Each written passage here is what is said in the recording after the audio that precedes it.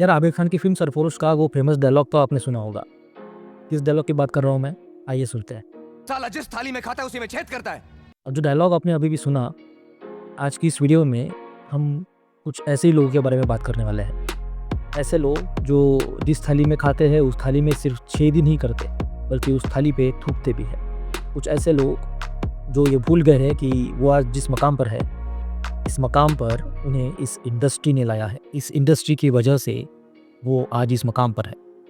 पर आज जब उन्हें ज़्यादा काम नहीं मिल रहा या फिर उनके हिसाब से काम नहीं मिल रहा, तो वो लोग इस इंडस्ट्री को, बॉलीवुड को बदनाम करने में लगे हैं, बॉलीवुड को नीचा दिखाने में लगे हैं, बॉलीवुड के बारे में अनशन बातें करने में लगे हैं। पर हम लोग बॉलीवुड को 90s के ज़माने से देखते आ रहे हैं, और ये लोग जो आज इस तरह की बातें कर रहे हैं, हम उनके भी फैंस रह चुके हैं। और आज ये सारे लोग अपनी रिस्पेक्ट खो चुके हैं। और सिर्फ मेरे ही दिल में नहीं, उन लाखों करोड़ों फैंस के दिलों में इन लोगों के लिए रिस्पेक्ट नहीं बची। अब कौन है ये लोग, आइए एक एक करके इन पे बात करते हैं। हाल ही में सनी देओल की अपकमिंग फिल्म जाट का ट्रेलर लॉन्च इवेंट हुआ। इस लॉन्च इवेंट के दौरान सनी देओल ने ऐसा कहा कि बॉलीवुड को साउथ फिल्म इंडस्ट्री से सीखना चाहिए। उन्होंने ये भी कहा कि अगर उन्हें एक दो फिल्में और मिल गई तो वो वही जाकर बस जाए। तो बस जाओ यार, क्योंकि आप जैसे एक्टर्स जिनको चिल्लाने की सिवा और कुछ आता नहीं है, जिनका दौर कब का ख़त्म हो चुका है, आपके लिए यहाँ पे जगह नहीं है। और अगर आपको लगता है कि साउथ में जाकर आप काफ़ी अच्छी तरह से काम करते हो, तो प्लीज़ चले जाइए। जिस इंडस्ट्री ने आपको काम दिया, जिस इंडस्ट्री ने आपको पैसा दिया, जिस इंडस्ट्री ने आपको इज्जत दी, उस इंडस्ट्री के बारे में आप ऐसी बातें करते हो तो आपको शर्म आनी चाहिए। एक ज़माना था जब सनी देओल की फिल्मों का मैं फ़ैन था, और आज तक, अभी तक, उस पल तक जब सनी देओल ने ये बात नहीं कही थी, मैं उनका फ़ैन था। पर जैसे ही उन्होंने ये बात कह दी, he lost all the respect for him. क्योंकि जो इंसान, जिस इंडस्ट्री ने उस पर भरोसा किया, जिस इंडस्ट्री ने उसे काम दिया, जिस इंडस्ट्री ने उसे इस मकाम पर पहुंचाया, उस इंडस्ट्री की अगर वो इज्जत नहीं कर सकता, तो ऐसे इंसान के लिए मेरे दिल में तो भाई कोई इज्जत नहीं। और वैसे भी अगर आप धर्मेंद्र के बेटे ना होते तो आपको इस इंडस्ट्री में तो क्या कहीं भी काम नहीं मिलता, शायद आप कहीं के ना होते। तो सनी पाजी, आपका वो 2.5 किलो का हाथ जो अब 2.5 किलो का नहीं रहा है, उसे लेके आप चुप बैठे तो बेहतर होगा। अब सनी देओल के बाद आते हैं द ग्रेट गोविंदा। मतलब गोविंदा तो काफ़ी पहले ही अपनी रिस्पेक्ट खो चुके हैं। जब से गोविंदा ने वो अवतार वाली बात की है, गोविंदा एक मजाक का टॉपिक बन के रह गया है, क्योंकि गोविंदा अपने आप को हॉलीवुड की फिल्म अवतार का रचयिता समझने लगे हैं। शायद उन्होंने कोई सपना देख लिया होगा और आज तक वो उसी सपने में जी रहे हैं। अब हाल ही में गोविंदा मुकेश खन्ना जी के शो पे गए थे, the so called Mukesh Khanna, the so called Shaktimaan. अब वो इंटरव्यू तो आपने ज़रूर देखा ही होगा। अब जब ऐसे दो लोग मिलते हैं, मुकेश खन्ना और गोविंदा, तो किस लेवल की स्टूपिड बातें वहाँ पर हुई होगी ये तो बताने की ज़रूरत नहीं है। अगर आप नहीं देखा है तो वो इंटरव्यू देखिए और आप खुद सुनिए कि किस लेवल की स्टूपिड बातें वहाँ पर की गई है। एक गोविंदा के पास काम नहीं, बेचारे के पास 100 करोड़ रुपए छोड़ चुका था। अच्छा, उसमें अच्छा, मैं इधर ये शीशे के आगे खड़ा रह के ना, मैं अपने आप थप्पड़ मारा था, मेरा दिमाग खराब हो गया, इतने पैसे मिले अपने आपको फाइनेंस कर देता। 100 करोड़ की पिक्चर छोड़ दी। अब उसमें रोल वही है जो वैसा हो रहा है। अरे आप बोले यार गोविंदा तेरे यार निकल पड़ी मेरी। अच्छा हाँ, ये मेरे बोल साथ मेरे साथ आया है इधर, आज जेम्स कैमरॉन है, आओ ये थे ऑफिस से। हाँ कहना था फिल्म कर ले तू। मैं कहा अच्छा ये क्या कर रहे हैं, तो मैं शाम में खाने पे बुलाया साथ में, बोला आइए साथ में डिस्कस करते हैं। तो वो पिक्चर का टाइटल भी मैंने दिया था, उसका टाइटल था एवतार। अवतार वही अवतार। तो मुझे कहता है नहीं तो हीरो इज लेम। मैं कहा lame Govinda, hello I am not doing a picture, I am offering you 21 crore rupees, 18 crore rupees. I don't want you 18 crore. Otherwise मैंने फिल्म ही ऐसी चूज़ की होती कि मुझे नेशनल अवार्ड मिल जाते हैं, मुझे वर्ल्ड के बेस्ट अवार्ड मिल जाते हैं। मैंने भी ऑस्कर में जाकर सूट पहन के गया होता मैं।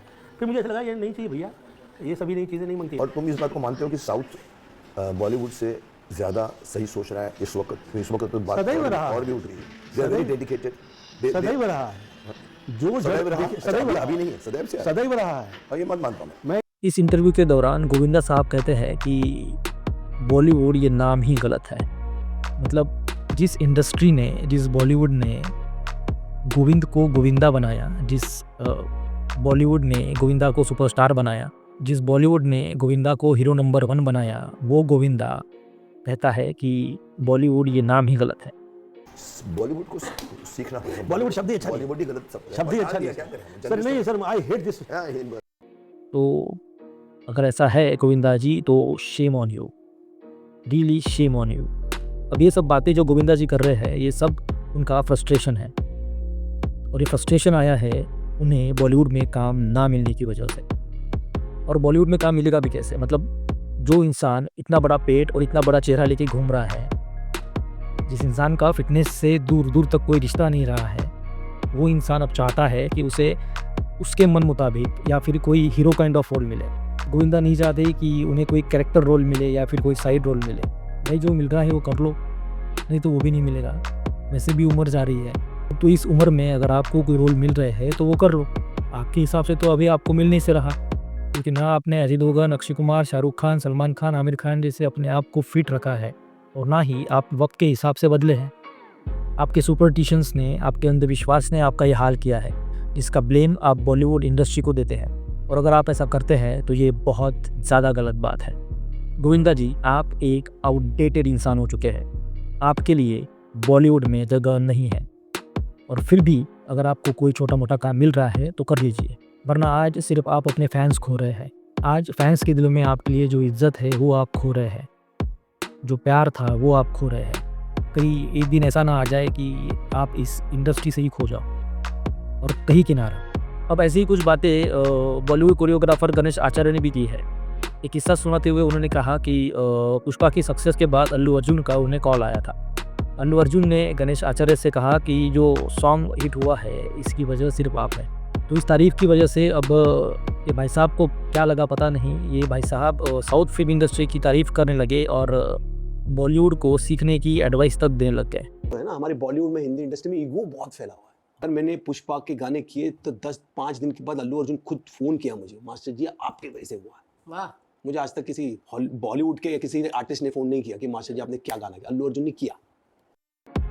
ये कह रहे थे कि बॉलीवुड को साउथ इंडस्ट्री से सीखना चाहिए। यार गणेश आचार्य जी, मेरे को एक बात बताओ, आप इस इंडस्ट्री के एक one of the biggest choreographers हैं।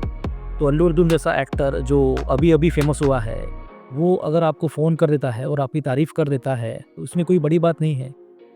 आपके सामने अल्लू अर्जुन एक छोटा एक्टर ही है। तो जिस तरह आपने कहा कि आपको कभी किसी बॉलीवुड एक्टर का कॉल नहीं आया, किसी बॉलीवुड एक्टर ने आपकी तारीफ़ नहीं की, तो आपको ये बात समझनी चाहिए कि आपका दौर और उन एक्टर्स का दौर एक ही है।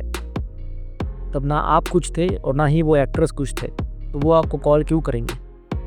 आज जब अल्लू अर्जुन आपको कॉल कर रहा है, वो इसलिए कर रहा है क्योंकि अल्लू अर्जुन के लिए आप बड़े हैं, और आप वाकई बड़े हैं। और वो बॉलीवुड स्टार्स जिनके बारे में आप बात कर रहे हैं कि उन्होंने आपकी कभी तारीफ़ नहीं की, आपको कभी फ़ोन नहीं किया, वो आपके दोस्त जैसे हैं। अल्लू अर्जुन के लिए आप गुरु जैसे हैं, इसीलिए वो आपको कॉल कर रहे हैं। और ये सारे बॉलीवुड स्टार्स आपके दोस्त जैसे हैं। पर ऐसा नहीं है कि वो आपकी इज्जत नहीं करते हैं, वो करते हैं। पर इसका मतलब ये नहीं कि आप बॉलीवुड को सीखने की एडवाइस देने लग जाओ। और अगर आपको भी ऐसा लगता है तो आप भी साउथ में जा सकते हैं, ज़रूरत नहीं है, काफ़ी पड़े हैं। आजकल तो नया टैलेंट इतना आ रहा है कि आप जैसे कोरियोग्राफर की ज़रूरत शायद नहीं है। यार एट द एंड मैं सिर्फ इतना ही कहना चाहूँगा कि अगर सनी देओल, गोविंदा और गणेश आचार्य जैसे लोग या फिर और कोई भी जो बॉलीवुड को आजकल सीखने की एडवाइस दे रहे हैं, आप जाओ और साउथ में जाकर बस जाओ, आपकी यहाँ पर कोई ज़रूरत नहीं है। मैं ये नहीं कह रहा हूँ कि बॉलीवुड में कुछ गलत नहीं है, पर अगर गलत है तो जो लोग बॉलीवुड को सीखने की हिदायत दे रहे हैं, सीखने की एडवाइस दे रहे हैं, बॉलीवुड की उन गलतियों को संभालने की जिम्मेदारी आपकी भी बनती है। सिर्फ ब्लेम करने से नहीं होगा। अगर आपको सच में ऐसा लगता है तो उसे सुधारने की कोशिश कीजिए। शाहरुख खान, सलमान खान, आमिर खान, अजय देवगन, अक्षय कुमार, ये सारे सुपरस्टार्स ऐसी बातें इसलिए नहीं करते क्योंकि वो जानते हैं कि इस इंडस्ट्री ने उन्हें क्या दिया है। उन्हें इस बात की कदर है कि जिस मकाम पर आज वो है वो सिर्फ़ और सिर्फ इस इंडस्ट्री की वजह से है।